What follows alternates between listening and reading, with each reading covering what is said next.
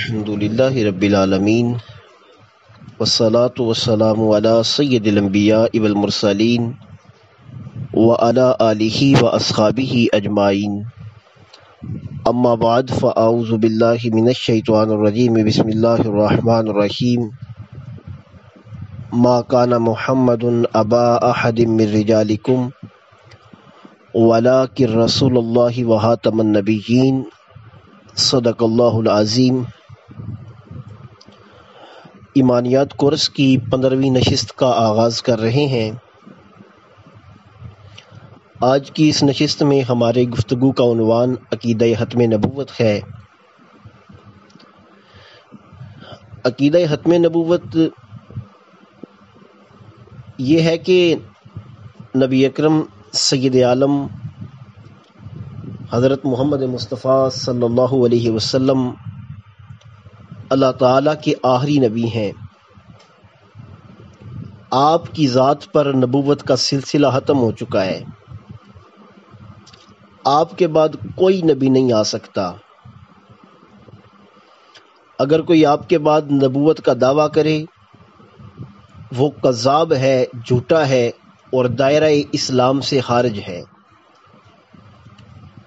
جو اس کو نبی مانے، اس کے دعوے کو سچا سمجھے، وہ بھی دائرہ اسلام سے خارج ہے، اور جو اس کو نبی تو نہیں مانتا لیکن مسلمان مانتا ہے، مجدد مانتا ہے، مصلح مانتا ہے، تو وہ بھی دائرہ اسلام سے خارج ہے۔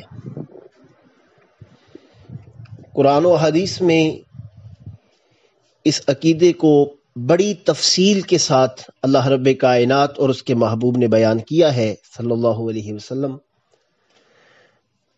یہاں ان دلائل کا آپ کے سامنے ذکر کرنا چاہتا ہوں۔ قرآن مجید برہان رشید میں اللہ رب کائنات نے ارشاد فرمایا ما کان محمد ابا احد من رجالکم، اور محمد صلی اللہ علیہ وسلم نہیں ہیں تم مردوں میں سے کسی کے باپ، وَلَٰكِن رسول اللہ وخاتم النبیین، بلکہ وہ تو اللہ کے رسول ہیں اور خاتم النبیین ہیں۔ اللہ تعالی نے اس چیز کا پہلے ذکر کیا ہے کہ وہ مردوں میں سے کسی کے باپ نہیں ہیں۔ اللہ تعالیٰ نے سید کائنات صلی اللہ علیہ وسلم کو 3 صاحبزادے عطا کیے، حضرت قاسم رضی اللہ تعالیٰ عنہ، حضرت عبداللہ رضی اللہ تعالیٰ عنہ اور حضرت ابراہیم رضی اللہ تعالیٰ عنہ، اور ان تینوں کو بچپن میں ہی اللہ رب کائنات نے اپنے پاس بلا لیا۔ بچپن میں تینوں کا وصال ہو گیا۔ اس کی وجہ یہ تھی کہ دیگر انبیاء کرام علیہم السلام کی اولاد جس وقت بالغ ہوتی تھی، اگر وہ ان کے رستے پہ ہوتی، اللہ رب کائنات کا ان پر انعام خاص ہوتا تو اللہ تعالیٰ ان کو نبوت عطا فرماتا۔ حضرت ابراہیم علی نبینا علیہ الصلاۃ والسلام کے 2 صاحبزادے حضرت اسماعیل اور حضرت اسحاق علیہ السلام نبی تھے۔ حضرت اسحاق کے صاحبزادے حضرت یعقوب نبی تھے۔ حضرت یعقوب علیہ السلام کے صاحبزادے حضرت یوسف علیہ السلام نبی تھے۔ حضرت داؤد علیہ السلام کے صاحبزادے حضرت سلیمان علیہ السلام نبی تھے۔ حضرت زکریا کے صاحبزادے حضرت یحییٰ علیہ السلام نبی تھے۔ حضرت آدم علیہ السلام کے صاحبزادے حضرت شیس علیہ السلام نبی تھے۔ تو سابقین انبیاء کی اولاد کو اللہ رب کائنات نبوت عطا فرماتا تھا۔ یہ کلی قاعدہ نہیں تھا، ہر نبی کی اولاد نبی نہیں، لیکن اللہ تعالیٰ جنہیں نبوت کے لیے سرفراز فرماتا، جنہیں چن لیتا، ان کو نبوت عطا فرماتا انبیاء کی اولاد میں بھی۔ اللہ رب کائنات نے سرکار کے صاحبزادوں کو بچپن میں جامع وصال اس لیے عطا فرمایا کہ کوئی انسان یہ نہ کہے کہ سابقین انبیاء حضرت ابراہیم علیہ السلام، حضرت داؤد علیہ السلام، حضرت زکریا علیہ السلام، حضرت آدم علیہ السلام نبی اکرم سید عالم علیہ الصلوۃ والسلام سے اس فضیلت میں افضل ہیں کہ ان کی اولاد تو نبی ہے اور ان کی اولاد نبی نہیں ہے۔ اس لیے بچپن میں ہی اللہ تعالیٰ نے ان کو اپنے پاس بلایا۔ حضرت انس بن مالک رضی اللہ تعالیٰ عنہ کا فرمان ہے، آپ فرماتے ہیں اگر جناب ابراہیم نبی اکرم سید عالم علیہ الصلوۃ والسلام کے صاحبزادے زندہ رہتے تو وہ نبی ہوتے، لیکن حضور کے بعد نبی نہیں ہے، اس لیے اللہ رب کائنات نے انہیں اپنے پاس بلا لیا۔ حضرت عبداللہ بن ابی اوفا رضی اللہ تعالیٰ عنہ صحابی رسول ہیں، وہ بھی یہی ارشاد فرماتے۔ یہاں اللہ رب کائنات نے ارشاد فرمایا ما کان محمد ابا احد من رجالکم، کہ محمد صلی اللہ علیہ وسلم تم مردوں میں سے کسی کے باپ نہیں ہیں۔ حضرت زید بن حارثہ رضی اللہ تعالیٰ عنہ کو نبی اکرم سید عالم علیہ الصلوۃ والسلام نے پالا۔ آپ نبی اکرم صلی اللہ علیہ وسلم کے منہ بولے بیٹے تھے۔ کچھ لوگوں نے حضرت زید بن حارثہ کو زید بن محمد کہنا شروع کیا۔ اللہ رب کائنات نے قرآن مجید برہان رشید میں حکم ارشاد فرما دیا کہ زید بن حارثہ کو زید بن محمد نہ کہو بلکہ زید بن حارثہ کہو۔ فرمایا ما کان محمد ابا احد من رجالکم، محمد صلی اللہ علیہ وسلم تم مردوں میں سے کسی کے باپ نہیں ہیں، وَلَٰكِن رسول اللہ وَخَاتَمَ النَّبِيِّينَ، ارے وہ تو اللہ کے رسول ہیں اور آخری نبی ہیں۔ اور تفصیل کے ساتھ یہاں جس وقت منع کیا اللہ تعالیٰ نے کہ وہ اللہ کے رسول ہیں، آخری نبی ہیں، مقصد سامنے آ گیا کہ مالک کائنات یہاں اپنے نبی کے مقام کو ظاہر کر رہا ہے، اپنے نبی کی اس عظمت کو ظاہر کر رہا ہے کہ یہ آخری نبی ہے۔ ہم نے ان کو اولاد اس لیے نہیں دی کہ کوئی ان کی شان میں تنقیص نہ کرے، کوئی ان کی شان میں نقص نہ اپنی طرف سے بیان کرتا رہے کہ فلاں انبیاء کی اولاد نبی تھی، ان کی نہیں۔ فرمایا ہم نے ان کے صاحبزادوں کو اپنے پاس بلایا ہی اسی لیے ہے تاکہ کوئی ہمارے محبوب کی طرف اس طرح کا نقص منسوب نہ کر سکے۔ اور اللہ رب کائنات کے محبوب نبی پاک علیہ الصلوۃ والسلام نے بھی اس مسئلے کو بڑی تفصیل سے ذکر فرمایا۔ نبی اکرم سید عالم علیہ الصلوۃ والسلام نے ارشاد فرمایا، حضرت ابو ہریرہ رضی اللہ تعالیٰ عنہ اس حدیث کے راوی ہیں، امام بخاری اور امام مسلم نے ان کو اپنی کتابوں میں نقل کیا ہے۔ حضور نے ارشاد فرمایا میری اور مجھ سے پہلے انبیاء کی مثال ایسے ہے جیسے ایک آدمی نے بڑی پیاری عمارت بنائی، اس کے ایک کونے میں ایک اینٹ کی جگہ چھوڑ دی، ایک اینٹ نہیں لگائی۔ لوگ اس عمارت کے گرد چکر لگاتے تو حیران ہوتے کہ عمارت بہت پیاری ہے، ایک اینٹ کی جگہ رہ گئی ہے، ایک اینٹ کیوں نہیں لگائی؟ نبی اکرم سید عالم علیہ الصلوۃ والسلام نے فرمایا وہ اینٹ میں ہوں، وَأَنَا خَاتَمُ النَّبِيِّينَ، اور میں آخری نبی ہوں، میرے بعد نبی نہیں آئے گا۔ حضور سید عالم علیہ الصلوۃ والسلام نے ایک حدیث میں جس کو امام مسلم رحمۃ اللہ علیہ نے اپنی کتاب میں روایت کیا، ان فضیلتوں کا ذکر کیا جو نبی اکرم سید عالم علیہ الصلوۃ والسلام کو دیگر انبیاء پر اللہ تعالیٰ نے عطا فرمائیں۔ حضور نے ارشاد فرمایا فضلت علی الانبیاء بست، 6 چیزوں میں اللہ نے مجھے دیگر انبیاء پر فضیلت دی۔ اوتیت جوامع القلم، اللہ نے مجھے جوامع القلم عطا کیے، بات مختصر ہوتی ہے، معانی کا سمندر اپنے اندر سموئے ہوئے ہوتی ہے۔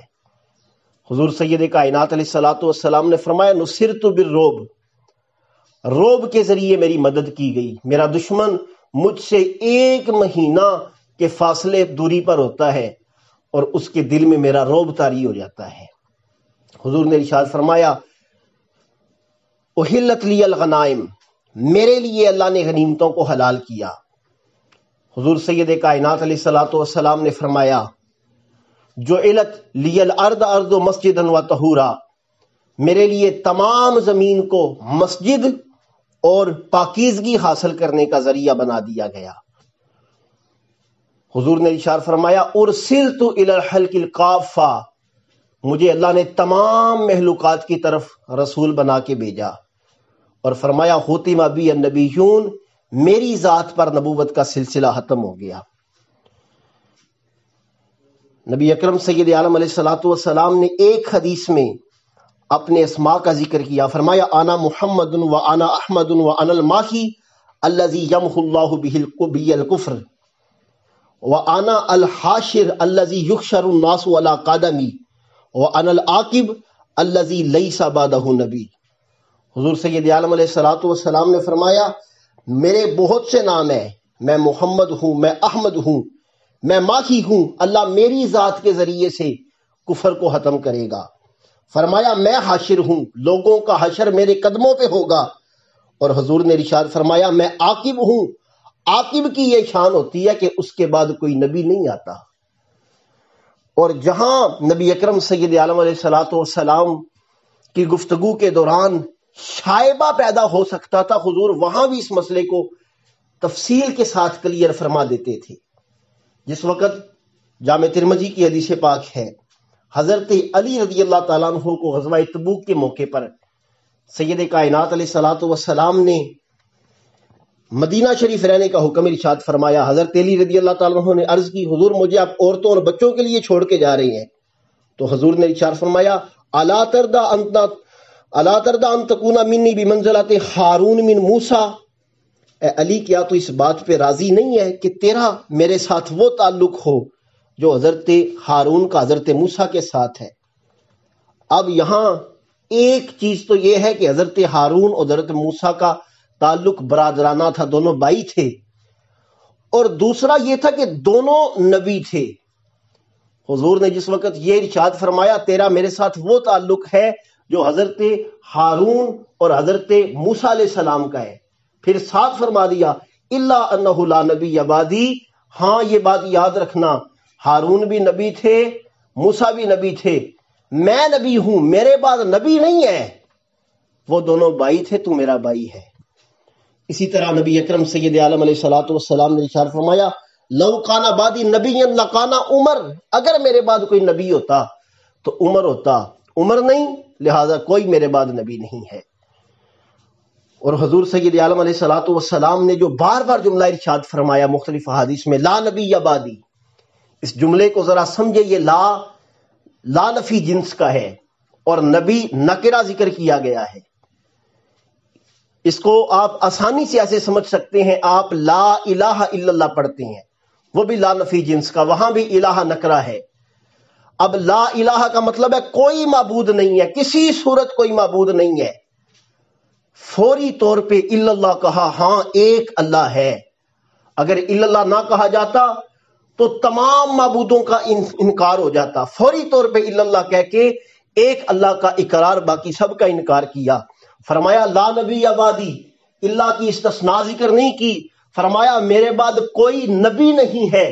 اگر ذرا بھی گنجائش ہوتی اللہ کے ساتھ اس گنجائش کا ذکر کیا جاتا، ذکر نہیں کیا گیا۔ حضور نے بتا دیا جس طرح خدا کے بعد دوسرا معبود نہیں ہے، میرے بعد دوسرا نبی نہیں ہے۔ اور آخر میں خاص طور پر آپ کے سامنے اس چیز کو ذکر کرنا چاہتا ہوں کہ ایک نبی کے بعد کیا اسباب ہوتے ہیں دوسرے نبی کے آنے کے؟ 3 اسباب ہیں دوسرے نبی کے آنے کے ایک نبی کے بعد۔ پہلا سبب یہ ہے کہ پہلے نبی کی تعلیمات مٹ چکی ہو، کتاب میں تحریف ہو چکی ہو، دین بدل چکا ہو۔ دوسرا یہ ہے پہلے نبی کی تعلیمات میں کمی بیشی رہ گئی ہو، اور تیسرا یہ ہے کہ پہلا کسی علاقہ کے لیے ہو، کسی ایک قوم کے لیے ہو، کسی ایک قبیلہ کے لیے ہو، دوسرے قبیلے دوسرے علاقے میں نبی آ جائے۔ حضور سید عالم علیہ الصلوۃ والسلام کا مقام دیکھیں، کتاب اسی طرح محفوظ ہے، تعلیمات محفوظ ہیں۔ 14 صدیاں گزرنے کے بعد آج بھی قرآن مجید میں ایک حرف کی تبدیلی نہیں ہوئی۔ خود اللہ رب کائنات نے فرمایا اس کی حفاظت کا ذمہ میں نے لیا ہے۔ تعلیمات کتنی کامل ہیں، کیسے دین مکمل ہوا، خود اللہ تعالیٰ نے ارشاد فرمایا الیوم اکملت لکم دینکم واتممت علیکم نعمتی ورضیت لکم الاسلام دینا، آج میں نے تمہارے لیے تمہارے دین کو مکمل کر دیا، تم پر اپنی نعمت کو پورا کر دیا اور تمہارے لیے دین اسلام کو پسند کر دیا۔ تیسرا سبب، پہلا نبی کسی ایک قوم کے لیے ہو، کسی علاقہ کے لیے ہو، کسی مخصوص زمانے کے لیے ہو۔ حضور سید عالم علیہ الصلوۃ والسلام کی نبوت قیامت تک کے لیے ہے، رہتی دنیا تک کے لیے ہے، تمام مخلوقات کے لیے ہے۔ حضور سید عالم علیہ الصلوۃ والسلام کے رب نے ارشاد فرمایا کل اے محبوب ارشاد فرما دیجئے یا ایھا الناس انی رسول اللہ علیکم جمیعا، اے انسانوں مجھے اللہ نے تم سب کی طرف اللہ اپنا رسول بنا کے بھیجا ہے۔ اور ساتھ فرما دیا وما ارسلناک الا کافۃ للناس بشیرا ونذیرا، اے حبیب بے شک ہم نے آپ کو تمام انسانوں کے لیے بشیر و نذیر بنا کے بھیجا ہے۔ کوئی ایک سبب بھی ایسا نہیں جو نئے نبی کی آمد کا پایا جا سکے۔ اللہ رب کائنات بتا دینا چاہتا ہے جس طرح میرے بعد کوئی معبود نہیں ہے، محمد مصطفیٰ علیہ الصلوۃ والسلام کے بعد کوئی دوسرا نبی نہیں ہے۔ دعا ہے اللہ تعالیٰ عقیدہ ختم نبوت کو سمجھنے کی، اس پر زندگی اور اسی پر وصال عطا فرمائے۔ وما علینا ان البلاغ المبین۔